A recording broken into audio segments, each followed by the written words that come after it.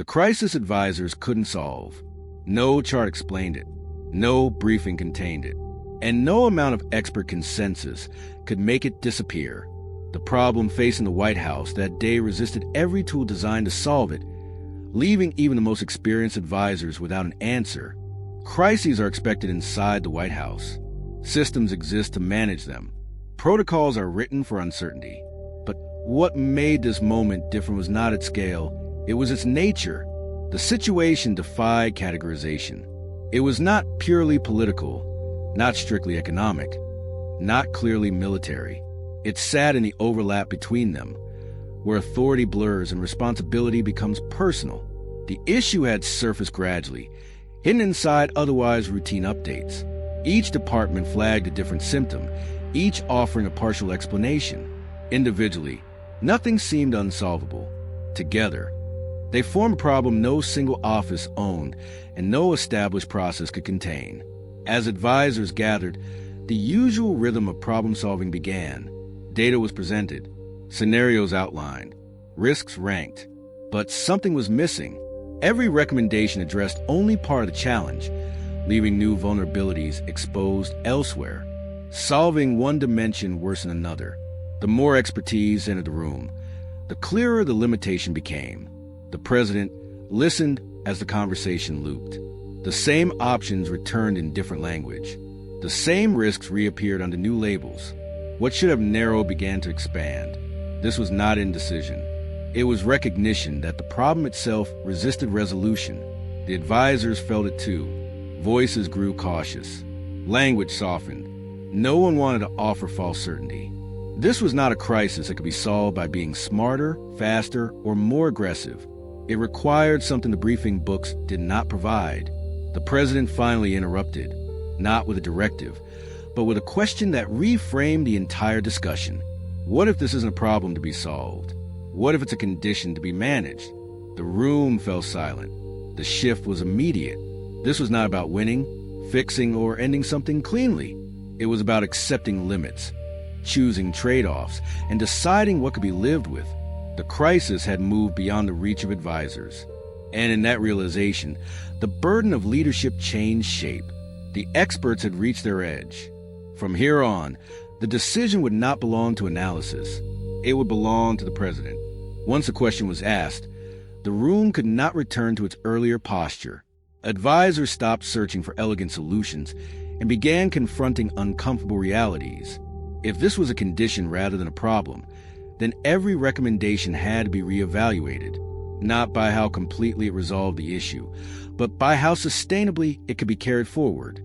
The discussion shifted from outcomes to endurance.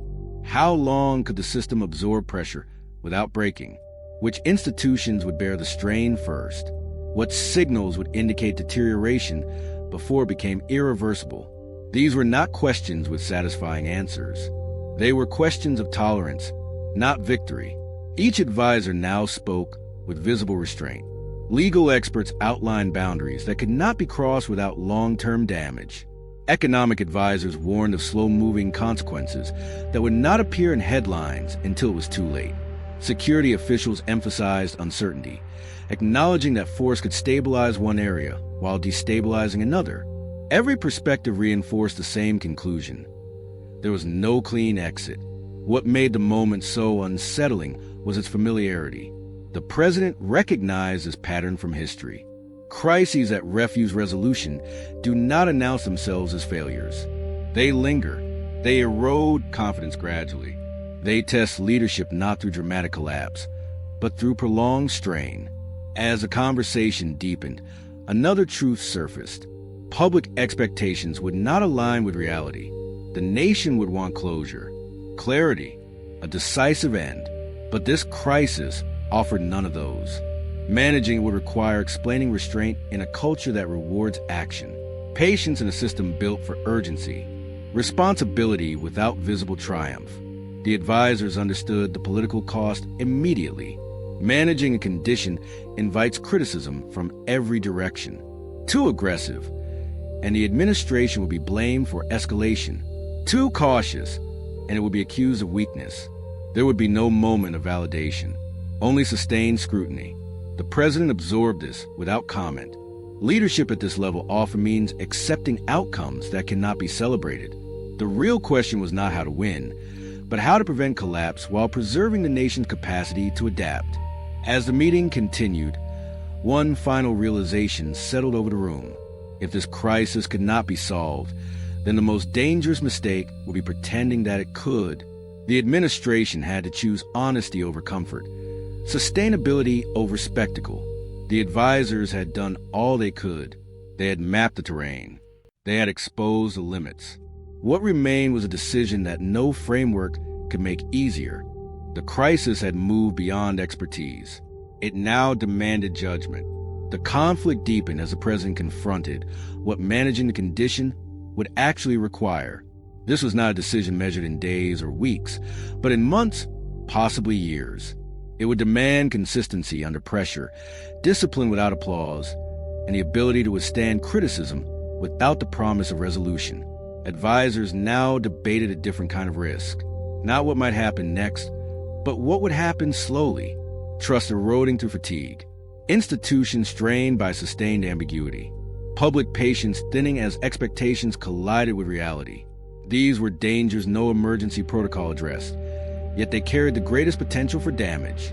One advisor warned that prolonged management could normalize instability, that the nation might adapt in ways that were quietly corrosive.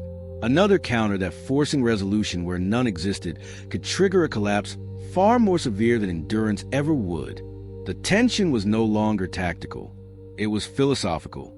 The president pressed further, asking how history would interpret restraint in a moment that demanded endurance rather than victory. The answer was unsettling. History rarely rewards what it cannot dramatize. Prevented disasters leave no monuments. Avoided collapse earns no headlines. The cost of managing a condition will be paid in invisibility. That realization sharpened the conflict.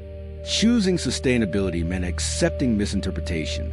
It meant absorbing criticism not because leadership failed, but because it refused to pretend. Advisors understood what this would mean politically. There would be no single moment of success, only a long stretch of scrutiny where every fluctuation would be framed as proof of failure. The room grew quiet as the president weighed this reality. This was leadership stripped of illusion, not the pursuit of triumph, but the prevention of breakdown, not decisive endings, but disciplined continuity. It was the kind of responsibility that cannot be shared, because it cannot be explained fully. The conflict reached its peak when the president acknowledged the hardest truth aloud. If this course was chosen, there would be no turning back without severe consequence.